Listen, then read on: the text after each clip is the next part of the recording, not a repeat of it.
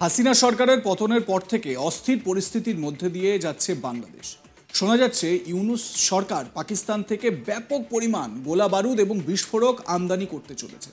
শেখ হাসিনার বিদায়ের পর বর্তমানে রাজনৈতিক অস্থিরতার মধ্য দিয়ে যাচ্ছে বাংলাদেশ, আর যার জেরে সবথেকে চিন্তায় রয়েছে ভারত। সূত্রের খবর অনুযায়ী বাংলাদেশ সরকার পাকিস্তানের অর্ডিন্যান্স ফ্যাক্টরিকে প্রায় 40,000 রাউন্ড গুলি কেনার বরাত দিয়েছে।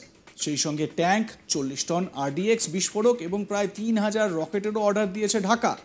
চলতি বছরের সেপ্টেম্বর থেকে ডিসেম্বরের মধ্যে 3টি ধাপে বাংলাদেশকে এই গোলাগুলি সরবরাহ করবে পাকিস্তান।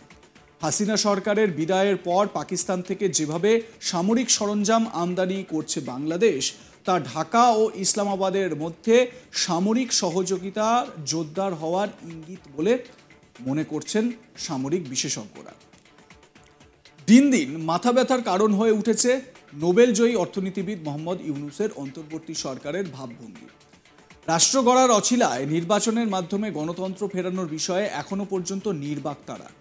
ফখরুলের বক্তব্য, অনির্বাচিত অন্তর্বর্তী সরকার আদতে তত্ত্বাবধায়ক সরকার, যাদের কাজ সুষ্ঠু নির্বাচনের ব্যবস্থা করে একটি নির্বাচিত সরকারের হাতে ক্ষমতা তুলে দেওয়া। যদিও প্রধান উপদেষ্টা নির্বাচন নিয়ে একটি কথাও বলছেন না। এতদিনে খালেদার দলের কাছে স্পষ্ট, বাংলাদেশে ইসলামী শাসন প্রণয়নের তৎপরতা হয়েছে জামাতের তরফ থেকে। এই বিষয়ে সরাসরি অভিযোগ করেছেন মির্জা ফখরুল। শুক্রবার বাংলাদেশি এক সাক্ষাৎকার দিতে গিয়ে, বাংলাদেশি একটি সংবাদ মাধ্যমে সাক্ষাৎকার দিতে গিয়ে তিনি বলেন, জামাতের ষড়যন্ত্র মেনে নেবে না বাংলাদেশের মানুষ।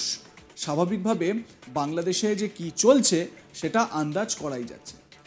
ডক্টর ইউনূসের সরকারের তরফ থেকে কখনো ডক্টর ইউনূস, কখনো বা তার বিদেশ দপ্তরের যিনি উপদেষ্টা রয়েছেন তিনি, স্বরাষ্ট্র দপ্তরের উপদেষ্টা রয়েছেন তিনি, বারবার তারা বলছেন যে আমরা যত দ্রুত সম্ভব সরকার গঠন করতে তৎপর এবং একটি রাজনৈতিক দল, সেই দলকে আমরা সরকার গড়তে আহ্বান জানাবো যত তাড়াতাড়ি সম্ভব, যত দ্রুত সম্ভব। কিন্তু প্রশ্ন হচ্ছে, সেই দ্রুততা কবে আসবে?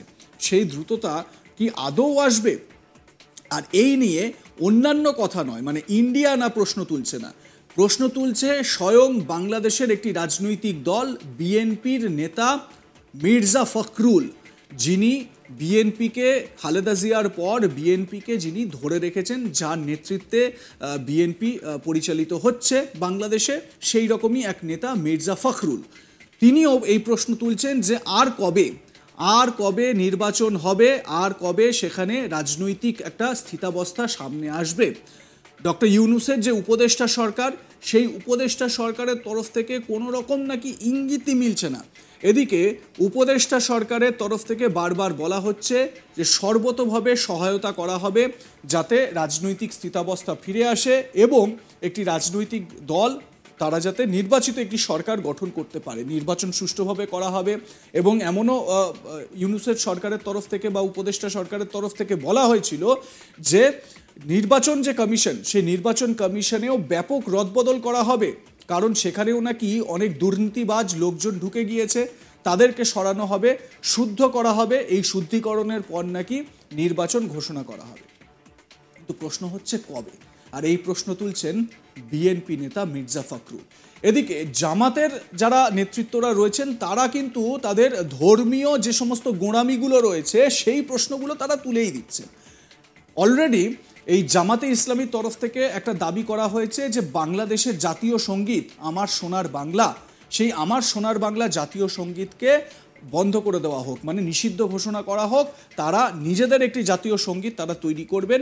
এমনকি বাংলাদেশের যে এই মুহূর্তে বর্তমান আইন কানুন রয়েছে বা সংবিধান রয়েছে, সেই সংবিধানকেও নিষিদ্ধ ঘোষণা করা হোক বা সেই সংবিধানকে পাল্টে ফেলা হোক একেবারে খোল নলচে, এমনটাই কিন্তু দাবি করা হচ্ছে জামাতের তরফ থেকে। যদিও ইউনূসের যে সরকার, সেই সরকারের ধর্ম বিষয়ক উপদেষ্টা AFM খালিদ হোসেন বলছেন যে এই রকম কোনো পরিকল্পনা উপদেষ্টা সরকারের নেই বা অন্তর্বর্তীকালীন সরকারের নেই। তারা সুষ্ঠুভাবে সব কিছু করতে চাইছেন যাতে রাজনৈতিক দলগুলো তারা নির্বাচনে অংশগ্রহণ করতে পারে, সেই ব্যবস্থা আমরা করে দেব। তো এ বিষয়ে আপনাদের কি মতামত জানাতে ভুলবেন না কমেন্ট সেকশনে। দেখতে থাকুন আজ তাক বাংলা, সাবস্ক্রাইব করুন আমাদের ইউটিউব চ্যানেলটি।